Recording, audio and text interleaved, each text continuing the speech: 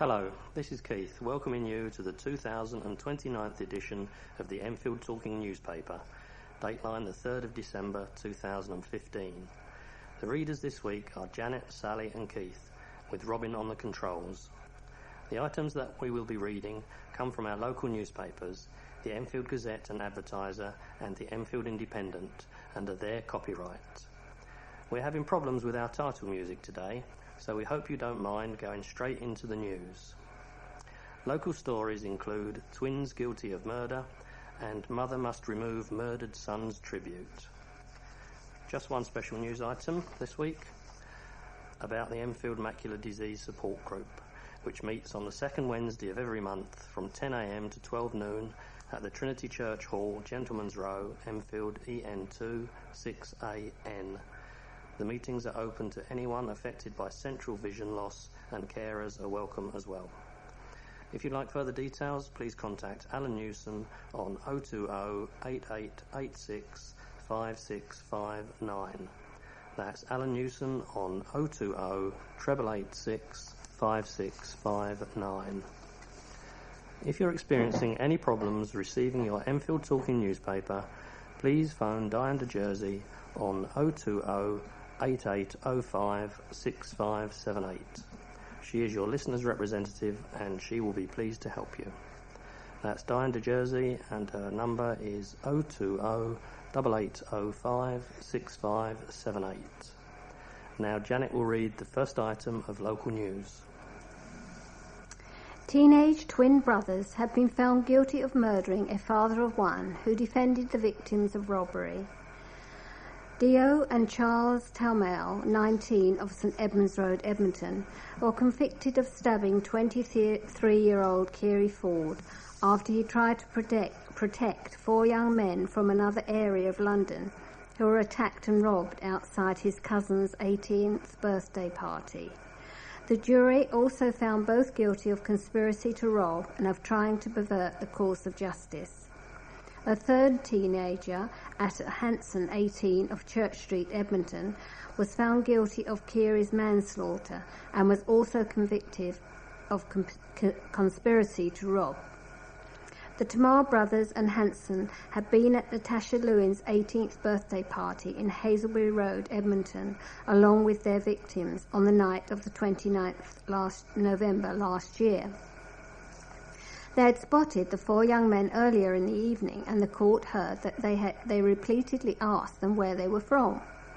When the young men replied that they were from Walthamstow, the prosecution told the court that for the rest of the evening the four men felt uneasy and as if they were being watched, so they left early. But they were followed out of the party by a group of young men, including the twins and Hanson, who then robbed them of their mobile phones and wallets. Kiri was supervising the party and rushed out when he heard the commotion, but the gang of about a dozen youths turned on him. Kiri was attacked, with one of the group delivering the fatal blow. Although police and paramedics arrived on the scene, he died on his way to the hospital. The court heard recorded phone calls of the Tamal twins made and received while on remand, during which they told associates in their gang to use violence against potential witnesses to prevent them from giving evidence and statements against them. In a statement from Kiri's family, delivered after the verdict had been handed down, they said, "We miss Kiri and still can't accept he is dead. We hope people will not just see Kiri as another statistic of another senseless killing. His death leaves a trail of broken hearts and lives that will never be the same again. He had a young son whom he loved dearly and will now have to grow up without him." Detective Chief Inspector Mark Lawson of the Murder Squad, who led the investigation, said, "This was an unprovoked attack on a young man who dared to stand up to the defendants, who had just robbed four young men. The defendants have revelled in their gang status and while on remand and during this trial have been prepared to threaten numerous witnesses not to give evidence. Even now they have shown no remorse for what they have done, and these verdicts send a message that violent gangs will not be tolerated on the streets of London." Geoffrey Kessie, 21, from Nuneaton, Warwickshire, was acquitted of Kiri's murder. Aaron Burrell of Lacey Close, Enfield, and Edin Omusha, 18, of South Eastern Avenue, Edmonton, were found guilty of conspiracy to rob. A mother was left gobsmacked after a heartless housing officer ordered she remove a tribute to her murdered son. Lukey Maxwell, who would have turned 23 on Saturday, lived in Palmer's Green, Enfield, with his girlfriend Kayla, who he planned to marry. His friends left flowers spelling his name outside Kenneth Robbins' house in Northumberland Park, Tottenham, where he was stabbed to death in June. But his mother, Lynn Jones, received a letter from Homes for Haringey asking her to take them down because they make the area look bad. It was Lukey's friends who decided to erect the tribute and spent £300 on it, but if it is not removed, Homes for Haringey have threatened to destroy it. The 48-year-old said, "There are no words to describe the pain and shock I felt when I read that. It is so heartless. I am deeply offended." He told me he was sorry to hear about Lukey's death, but he doesn't sound like he is. My son was murdered. If anything, this tribute is a loving thing. It shows unity, and it shows that people care. Murderers, drug dealers and graffiti paint a bad picture of the area, not this. Inside, I am a broken person, and things like this do not help me heal. This tribute is not just for me, but for people who love Lukey too. The white flowers spell out Lukey World, the name of a tribute song written by international artist Skepta in honour of his friend. She added, "We will take it down when we are ready. Allow us to grieve first."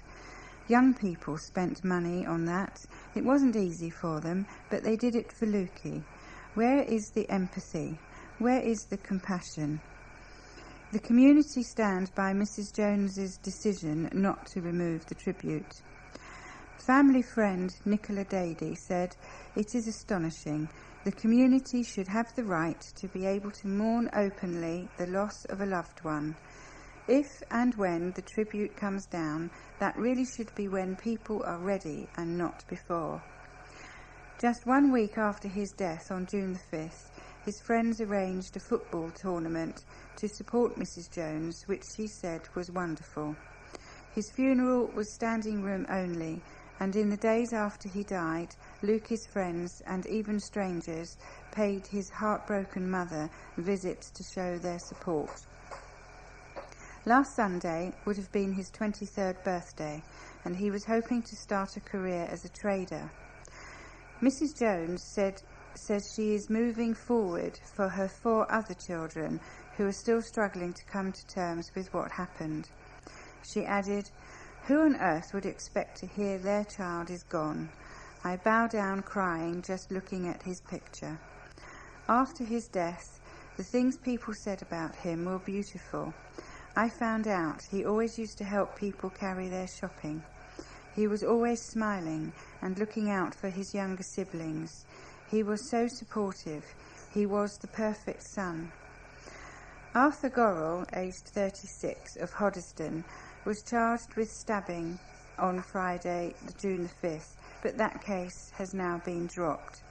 A Homes for Haringey spokesperson said, "Our thoughts are with Lukey's family at this difficult time, and we fully understand Miss Jones's wish to pay tribute to her son.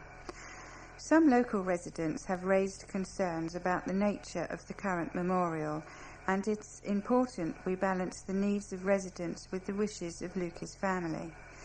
We've been speaking regularly to Miss Jones during the last 4 months to find an appropriate long-term place for this memorial, and we'll continue to work with her in the coming weeks.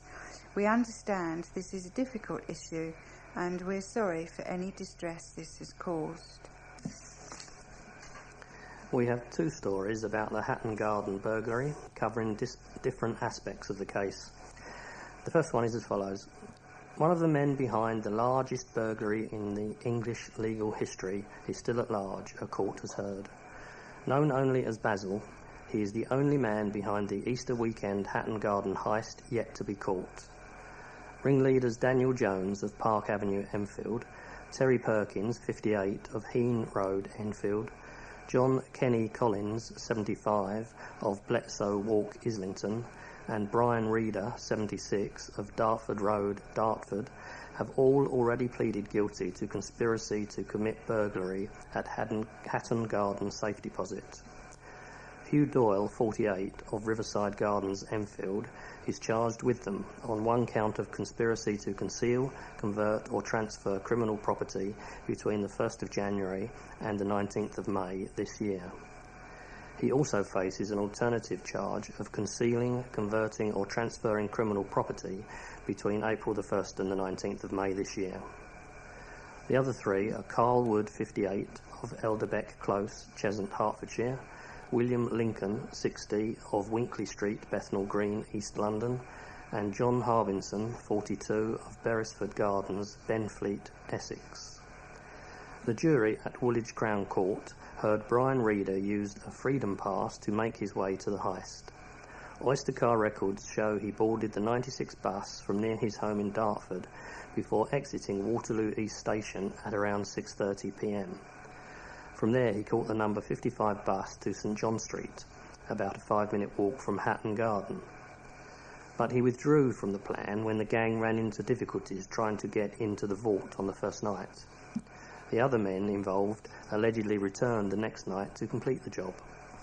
Jurors heard that 2/3 of the £14 million worth of goods that were stolen have not yet been recovered. Jurors were told the only working CCTV cameras in the 7-floor building were those owned by an independent company on the 2nd floor. Detective Constable Jamie Day said that although other cameras covering the building, the unit operating them had been stolen. The footage shows a white van driven by Collins arriving in the vicinity of 88 to 90 Hatton Garden at around 8:30 p.m. on April the 2nd. Shortly afterwards, 2 men in high visibility vests get out and briefly walk around the area. Philip Evans, prosecuting, told jurors these men were Jones and Man F, a man they believed to be Carl Wood. Another clip shows red-haired Basil apparently allowing the gang access to the building from inside. He is first seen on camera walking along nearby Greville Street with a black bag on his shoulder, hiding his face from the camera. The trial continues. Now here's the second story about the Hatton Garden raid. A jeweller based in the same building as the Hatton Garden Safe Deposit Company, which was the target of a £14 million burglary, said he felt nervous when he discovered a door ajar over the Easter weekend. Lionel Whiffen, who has worked there for 30 years, said a back door was opened when he visited the building at about 8 p.m. on Easter Saturday to prepare for an electrician's visit the following day. He told the jury at Woolwich Crown Court, "I was very concerned because it's never ever been opened before." Mr. Whiffen described how he crept in and went to look around to see if anybody was up there. He said he also checked a door in the basement in which the Hatton Garden Safe Deposit business is based, and it was locked. Mr. Whiffen found the door open again when he returned the following day. He said, "I felt more nervous." He looked round again and locked the back door when he left. He also felt nervous at the beginning of the year as he spotted cars parked outside the door on the other side of the road with people in them. He did not learn about the burglary until after the Easter break. Detective Constable Jamie Day, the first police officer on the scene after the burglary, took the jury through CCTV footage, including shots of Daniel Jones and Terry Perkins taking a blue-topped wheelie bin out via the fire escape at the back of the Safe Deposit Company on Easter Sunday morning. Prosecutor Philip Evans asked what he thought was in the bin. Mr. Day said he thought it contained the contents of the storage boxes. As stated in the previous article, the case continues. Camps have returned to a hotspot for illegal encampments underneath a busy road. The site held almost 20 Romanian nationals under the North Circular on Advent Way, Edmonton, and was cleared by police. However, just over a month later, it has a new campsite. This is now the third site to be found since August in the same place, and comes 11 months after a shanty site was found in Woodlands off Advent Way. This has led to serious questions being raised by residents in the area who believe they have been abandoned. Akim Edwards of Cavendish Road, close to the campsite, said, "It is a non-stop cycle down here. People come, police clear them, more come and camp there. There is no planning. It is a joint effort from all parties who cleared the campsite the last 2 times. People are being dropped off here regularly. There is no control of the situation. We have been abandoned. Residents believe the area is being tarnished by the constant stream of people camping underneath the busy road." One resident, who did not want to be named, says she uses the road often and claims to see tens of people camping in the area. She said, "You can see the campsite quite easily while driving. It's not very discreet, and people are being dropped off there regularly. We need to see proper action and not just a reaction." An encampment of Romanian immigrants were accused of turning a beauty spot into something that resembles the back streets of Rio last September. This area was cleared by London Transport a month after being uncovered, and the authority promised to keep the site free of illegal encampments. A Thames Water spokeswoman said, "We are aware and understand it is frustrating for residents and are working on a long-term solution with other stakeholders to break the cycle." More than £1,000 has been donated as Enfield Town was lit up once more at the Parade of Light. Bright costumes were rife as almost 400 people dressed up for the parade on Sunday. Now in its 5th year, the parade sees a host of performances from local theatres and music groups before a fireworks display and the turning on of the Enfield Town Christmas tree lights. Cathy Worrell, who organised the event, said, "It has been a real community effort and another fantastic turnout despite the weather.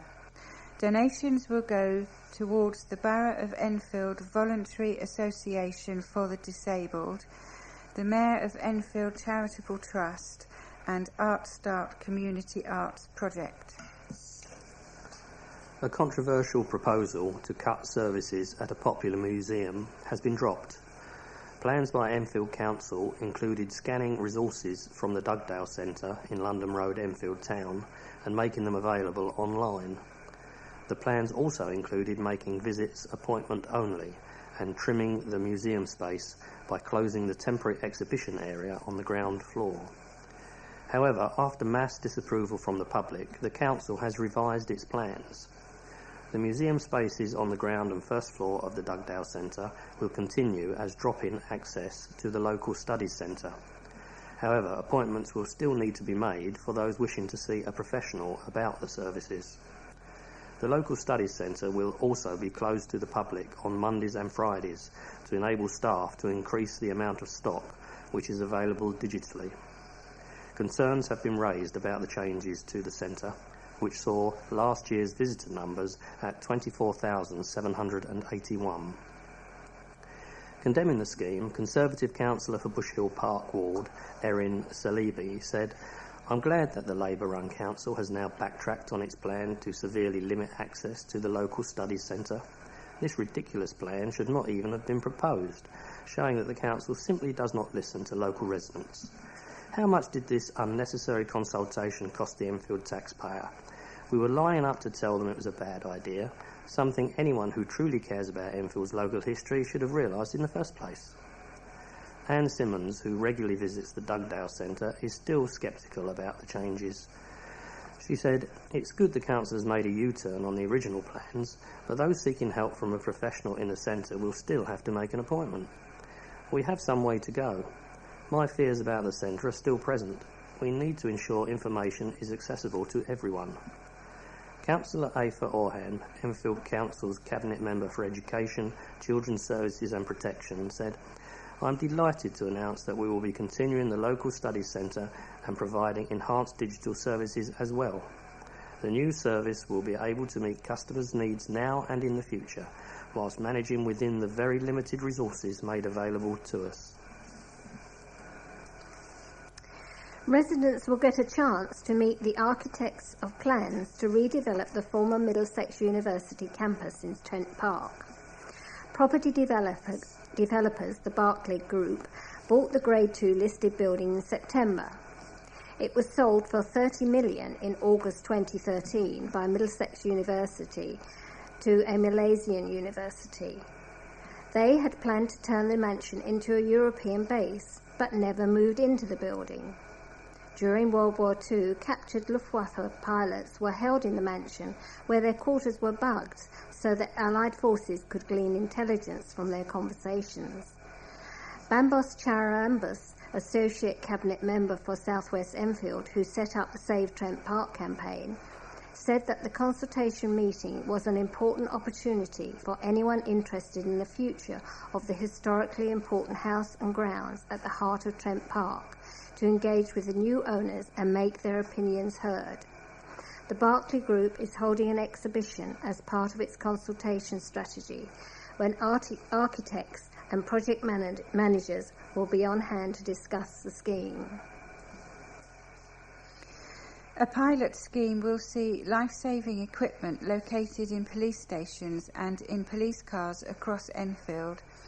The scheme, which is running from December until May next year, is part of a joint project between the Metropolitan Police and London Ambulance Service, and means that officers will be able to use defibrillators to help anyone in cardiac arrest. Chris Hartley-Sharp, the head of first responders at the ambulance service, said police officers will be alerted to a potential cardiac arrest alongside our ambulance crews, which means that if they are in closer proximity, they can respond first. An estimated 32% of people survive cardiac arrests in a public place, but if there is a defibrillator on hand with someone trained to use it, the chance of survival rises to 80%, according to the ambulance service. Enfield's Borough Commander, Chief Superintendent Jane Johnson, said, "We're delighted to be able to work alongside the ambulance service as part of this initiative. In Enfield, we have 235 police officers who are now able to respond to these critical calls, potentially saving even more lives." Last year, the ambulance service launched a campaign to put more than 1,000 defibrillators in shops, businesses and gyms across London. It also launched a scheme for trained volunteers to sign up to respond to life-threatening emergency calls, including cardiac arrests, via the Good Sam app. A block of flats has been approved in a leafy part of the borough despite fervent opposition. Furious residents were dealt the blow at a meeting recently as they saw a plan to build 4 blocks approved on Bush Hill, opposite Bush Hill Park Golf Course. A petition received more than 100 signatures, and there was criticism from councillors and the Enfield Society. Roy Conway, who spoke on behalf of opposition to the plans, said, "The creation of a large block of flats is completely alien to this area. The site will see a series of 2 4-bed flats and an underground car park of 26 spaces. There is also protection on an old plane tree which is within the site." Leader of the opposition, Councillor Terry Neville, also vouched for those against the plans. "The spacing on this development will be quite striking. It's inappropriate." A spokesman of Phase 2 defended the housing group's application and said, "The character of the site will be maintained, with all trees kept. The design of the development will maintain the site's woodland character. It is seeking to provide the maximum level of affordable housing." Councillors on the planning committee debated the application, and those in support believed that flats are needed in the area to cope with housing pressures. The festive season got off to a bright start as crowds defied the wind and rain to watch the Christmas parade of light in Enfield town. More than 300 people dressed in bright costumes participated in the parade on Sunday, the fifth year it's been running. It set off from Enfield Civic Centre in Silver Street from the town centre via Lancaster Road and Chase Side. One of the organisers, Cathy Worrell, said, "Despite the weather, Enfield came out in force and it all went very well." She said the crowd donated more than £1,000 in cash to the bucket collection as the parade passed by. Attractions included Edmonton Rotary Club with a snowman float, the second Enfield Brownies dressed as the characters from the hit movie Frozen, Aylwood School's carnival display, and dance displays from the Suella Academy based in the Millfield Theatre in Silver Street, and the Ministry of Expression Performing Arts School, which is also based at the Millfield.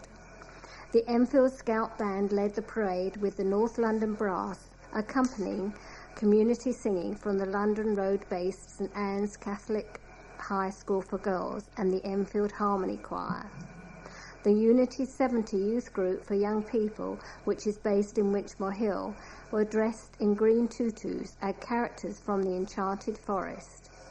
Vintage vehicles from Whitewebb's Motor Museum followed the route, as did a two-wheel contingent from the Enfield Cycling Campaign and Edmonton Cycling Club. Money raised from the event will go towards the Borough of Enfield's Voluntary Association for the Disabled, the Mayor of Enfield's Charitable Trust, and the Art Start community arts projects. Respects have been paid to a community figurehead who died in a freak accident in Bulgaria. Ian Johnson, aged 57, of Gentleman's Row, Enfield, had been heralded for his hard work in the community and as a family man. Mr. Johnson became chairman of the Friends of Chase Green Ground 3 years ago and was an integral part of the group. His daughter, Laura Johnson, said he was a very sociable man and liked to be involved in lots of things and was very sporty throughout his whole life. He knew everybody. He has always lived in Enfield, and we have been past condolences from so many people in the area. The 57-year-old grew up in Enfield, attending Enfield Grammar School and living in the borough all his life. He was a keen sportsman and represented Great Britain at duathlon in Portugal last year, as well as climbing to the base camp at Mount Everest. He played football at Winchmore Hill Cricket Club for many years and was a member of Cruise Hill Golf Club and Trent Park Running Club. Mr. Johnson was killed by a landslide in Sofia on November the 8th whilst visiting the country with friends. Councillor Joanne Laban has paid tribute to the chairman following his sudden death. She said Ian brought residents together and kept them engaged in volunteering to make Chase Green a safer and more wonderful place to enjoy. In August, the Friends group held a community picnic for local people to raise awareness of the group's work. Ian played a central part in the organisation of the event and on the day encouraging more people to be involved, even though the weather was not good. We've reached the end of side 1 of this tape. Please stop your machine now, take out the cassette, turn it over and start side 2.